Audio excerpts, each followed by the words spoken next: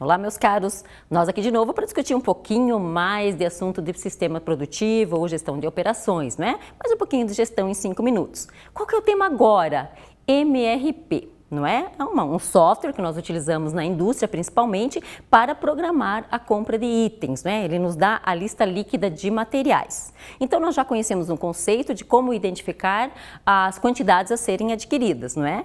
E aí, se nós colocamos essa informação no sistema, esse sistema, então, se chama o MRP e, com isso, eu consigo programar, inclusive trabalhar outras informações como lote mínimo, estoque máximo, uma série de outras situações dentro desse software que é bem interessante de trabalhar.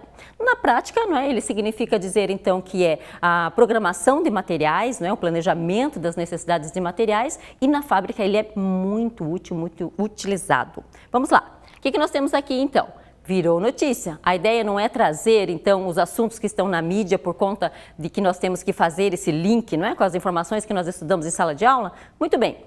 Olha só, Copel, o MRP da SAP com a Resource, são empresas, não é? Então, a Copel, uma estatal paranaense de energia elétrica, contratou uma empresa para implementar um módulo de gestão de estoque. Essa é a nossa ideia, não é? Que é o MRP. Muito bem. E ele fez de que forma isso, não é?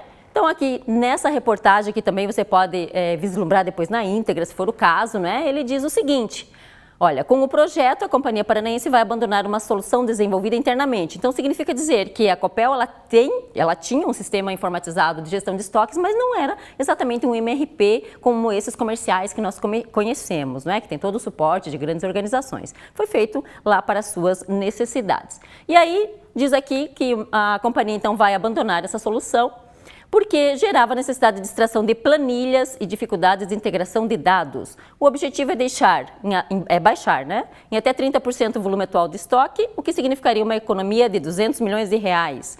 O estoque da Copel tem 3.000 itens diferentes, como postes, acessórios, cabos e transformadores. Então, imagine você gerenciar todo esse estoque com uma planilha Excel. É praticamente impossível, não é mesmo? Certamente eles teriam um grande volume de falhas. Bom, com o MRP, ele certamente melhorou esse processo. Vamos relembrar então como é que funciona o MRP, porque é isso que nós estudamos em sala de aula? Algumas informações básicas que nós precisamos para isso então, não é? O quê? Tamanho do lote que eu preciso comprar ou que eu preciso utilizar lá na organização. A minha necessidade diária de determinado item, o estoque de segurança, o lead time do fornecedor, ou seja, quanto tempo ele precisa para me atender, e a quantidade a ser utilizado em determinado período que eu estiver analisando. Pode ser uma semana, um mês, um ano ou qualquer coisa parecida. Além disso, vamos usar um exemplo, então, de algum conteúdo que nós estudamos em sala de aula, certamente, não é? Por exemplo, vamos identificar o estoque médio de 5 semanas através da análise do MRP. Então, vamos lá. O que nós temos como premissa, não é? Como informações básicas para isso. Olha só. A compra são lotes múltiplos de 500 unidades. O que significa dizer isso? Se eu quiser comprar 300, 400, 650, não, serão múltiplos de 500. Ou 500, ou 1.000, 1.500, ou assim sucessivamente. Quem é que impõe isso para nós? Normalmente o fornecedor, não é? Ele que diz, ele que dita esse lote. Não é exatamente o que eu gostaria de comprar, mas paciência, né? Quanto tempo ele demora para me atender? Lead time de 2 semanas. Estoque de segurança, 200 unidades, não posso deixar faltar, né? Estoque inicial, 400 unidades, já estava com ele no estoque. E não tivemos pedido nas 2 últimas semanas. Então, nesse exemplo, o que nós temos aqui?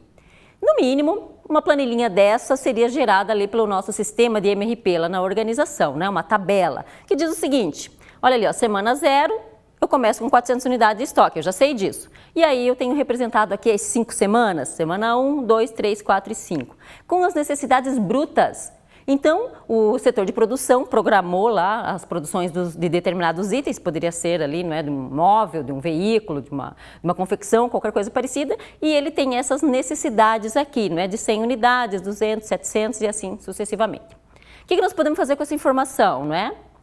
Vamos calcular.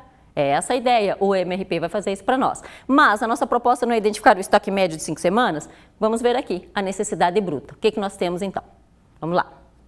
Vamos voltar aqui e olhar para o nosso materialzinho, onde nós temos, então, fiz a soma aqui propositalmente para vocês, né? 100 mais 700, mais 1.000, mais 400, né?